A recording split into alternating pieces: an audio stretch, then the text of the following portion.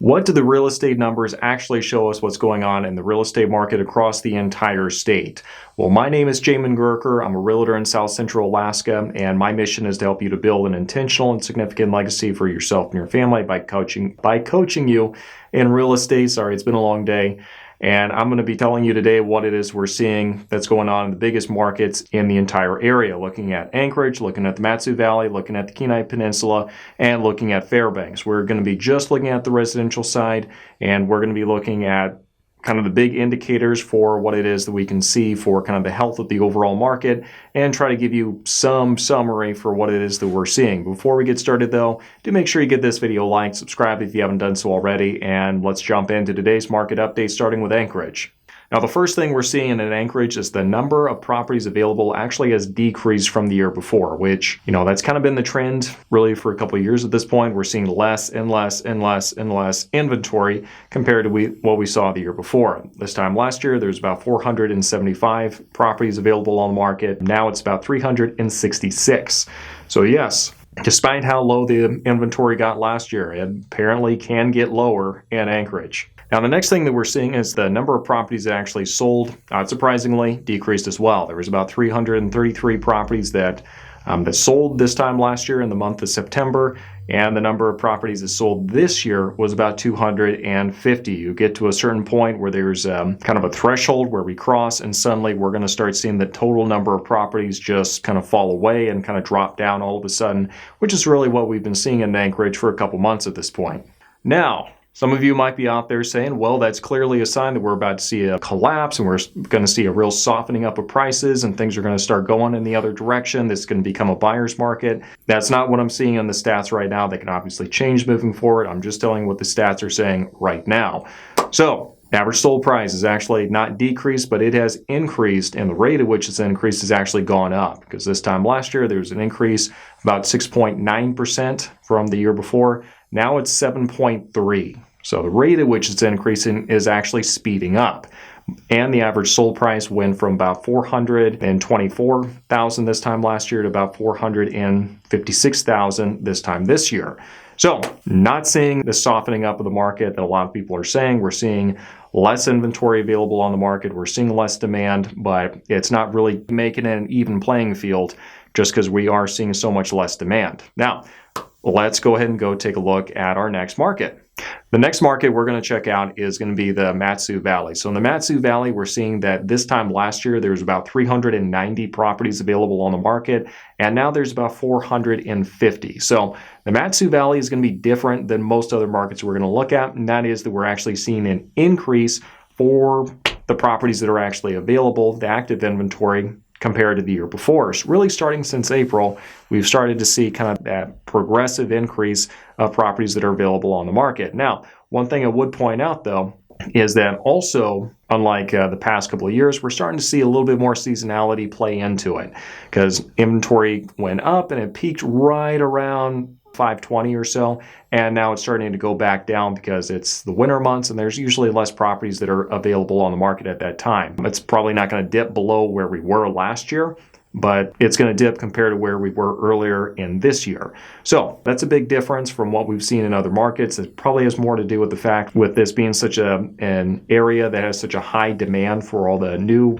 construction going on, that's going to throw off kind of the active inventory. Now, what we're seeing for the number of properties that have actually sold is it's actually decreased, which this kind of means there's a little bit of a pulling back of the demand and the inventory going up. Well, we'll take a look at the average sold price in just a minute, but we're seeing that the number of properties that actually sold decreased from about 250 the year before to about 160 for this past year here for the month of September. So that is a decrease, and let's take a look and see if it's really going to be reflected in the average sold price. And really what we're seeing in the average sold price is that really has not been the case. It's actually been an increase of about 10% from this time last year. Now, keep in mind, there was an increase of about 15% the year before, but that's not sustainable, nor is that desirable in this area. About a 10% increase is about as quick as really you want to see it, because it starts going up too fast and things start becoming unaffordable. So kind of a good steady clip of an increase, 10%, some would argue is still a little quick than what we should be doing, but it's better than 15%. And that means the average sold price in the market this time last year was about 360, and now we're seeing it's a lot closer to about $383,000. So the average sold price continues to go up. It's not going the other direction, and that's just something to keep in mind as you're trying to size up these different markets. Now, before we go any further, let's take a quick break here real quick. For those who've been watching for a bit, you know that I host a podcast called the Alaskan Journey Podcast, and in which I interview people who have recently moved up here or local experts like economists who can really break down a lot of the numbers that we're talking about here and really lend their expertise to it. So if that's something that would interest you, do make sure you go check out the link for that in the description section down below, and let's go and finish up today's market update. Now, looking at the Kenai Peninsula, we see that there's a definite slight decrease for the number of properties that are available. This time last year, there's about 240. Now we're seeing about 230 properties available on the market for the Kenai Peninsula. The next thing that we see is the number of properties that have actually sold in the Kenai Peninsula did dip as well. It was about 130 this time last year and took a dip to 90 for the past month. Now, the average sold price in the Kenai Peninsula has not gone down. It has, in fact, increased over the past year by roughly about 10%. Kind of similar to the MatSu Valley, we see that it kind of decelerated a little bit in the rate at which it was increasing, but not too much, though. It went from about 13% increase year over year to about 10% this year, which means that average sold price was about $311 this time last year. Now it's sitting closer to about $340,000 across the entire board for the Kenai Peninsula. Now, the last market we're going to look at is going to be Fairbanks. Now, Fairbanks is, it's got stuff going on. And first off, I'm going to say I don't know what the big change has been, because it went from about 53 properties available on the market to just mushrooming, well, proportionally mushrooming up to about 130 properties for this past month here. So not exactly sure what's going on up in Fairbanks that would make that happen. I'm going to have to reach out to an associate of mine, colleague who does work up there, and kind of pick her brain and see exactly what's going on up there. But there are more properties available in Fairbanks than there's really been for really the past couple of years here. So that's good news if you're wanting to buy in Fairbanks. Now, the next thing we're seeing is that the number of properties that actually closed increased, because it went from about 28 properties that closed this time last year to about 35 this year. So we are seeing an increase for the number of properties that have actually closed in Fairbanks. And we've definitely seen that trend for this past year as well. And I think a big part of this, that might be that we had a real logjam on the title companies for the longest time. And finally, they were able to turn a corner, were able to get back on top of the schedule, and they're getting a lot of the properties closed that weren't able to close before.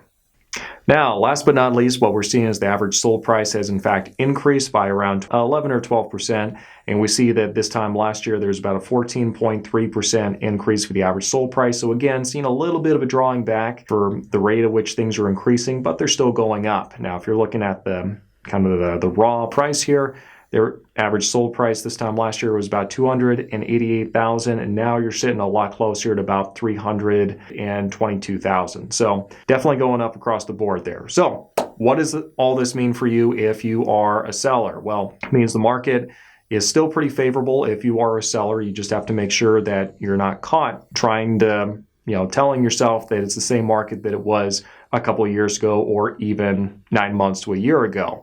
And what I mean when I say that is you can't just throw any price out there, not really make an effort to present your house in a good light and expect good results to happen. You have to put in some effort. You have to make sure you're being realistic for what the market's actually telling us.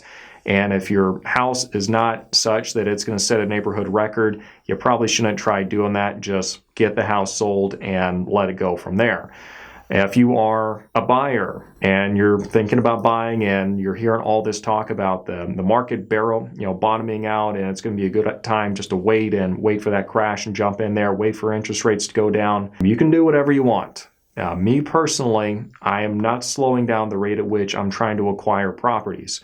And the reason for that is really a couple reasons. Number one, I can't control what's going on all over the world. I can't control what's happening in DC. I can't even control what's happening in Juneau, okay?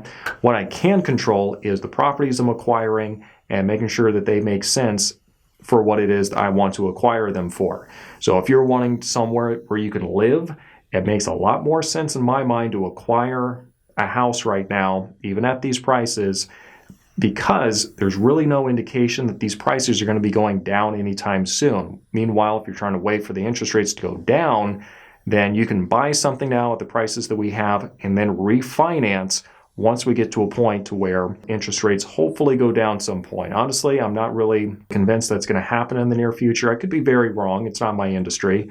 But realistically, I think we've gotten very spoiled thinking like 2.5%, 3% was the norm, and it really isn't. So, getting these 6, 7% interest rates, it's not the worst thing in the world. But if you want to buy something, wait, and then if it does drop down, then you can refinance. Definitely go ahead and do that, because once you lock in a mortgage, that's not going up. Okay. Meanwhile, if you continue renting, that is going to go up. Like 9 times out of 10, it's going to go up unless you find a landlord that's asleep at the wheel and not realizing his taxes and everything else is going up and he's not increasing rent, at which point he's probably going to be losing his property pretty soon here because he's not keeping his eye on the wheel. So not always, but yeah, that's kind of my impression. So I sure hope this has been useful for you. If it has, give this video a like, do subscribe, and we'll see you next time.